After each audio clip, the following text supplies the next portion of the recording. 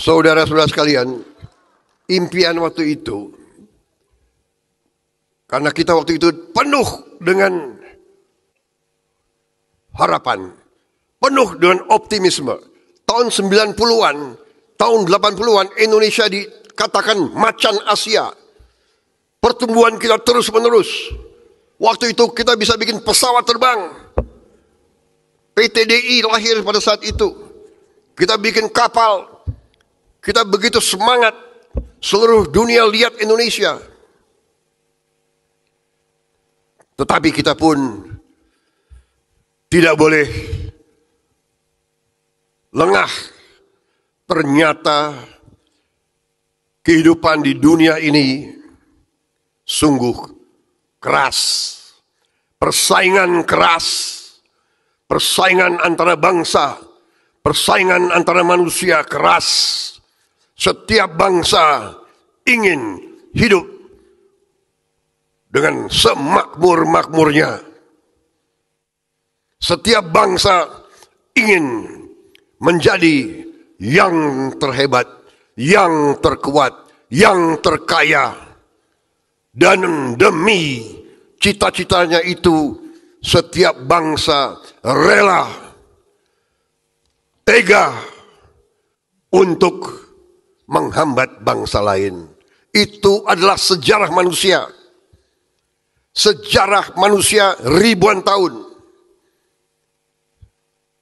Saudara-saudara sekalian. Jadi,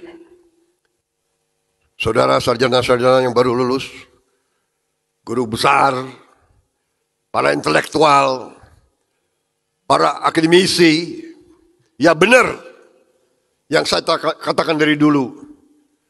Masa depan bangsa ditentukan oleh perguruan tinggi. Tapi kadang-kadang para akademisi hanya belajar dari satu sektor, hanya belajar dari satu segi, hanya melihat situasi dari satu aspek. Dan kadang-kadang justru seorang yang tinggi pendidikannya, tetapi tidak luas pemahamannya.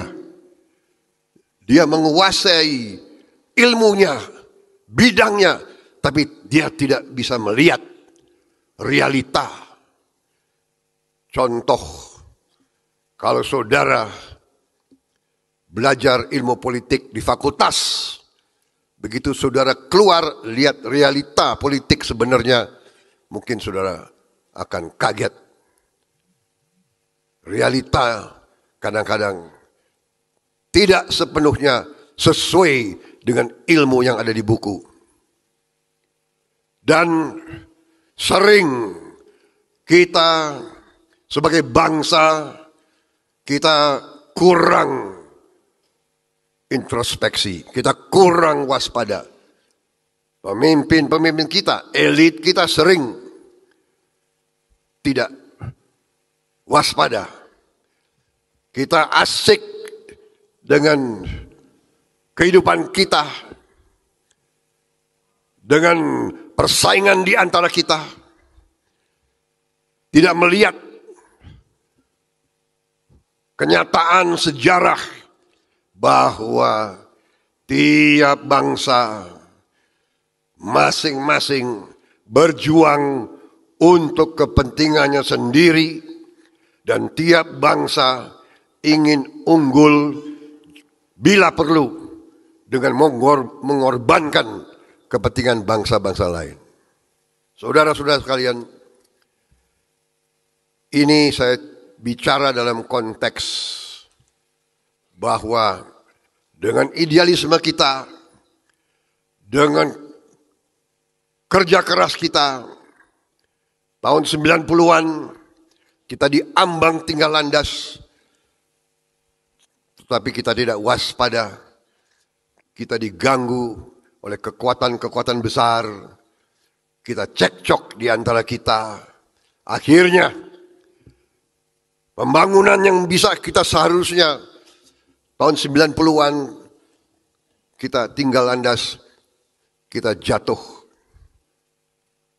Sistem-sistem yang sudah bagus banyak dibongkar. Kita disuruh menjiplak sistem bangsa lain.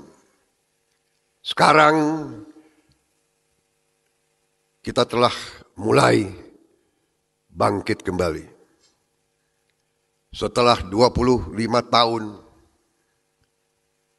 pelan-pelan kita bangkit. Dan ini juga karena faktor kepemimpinan.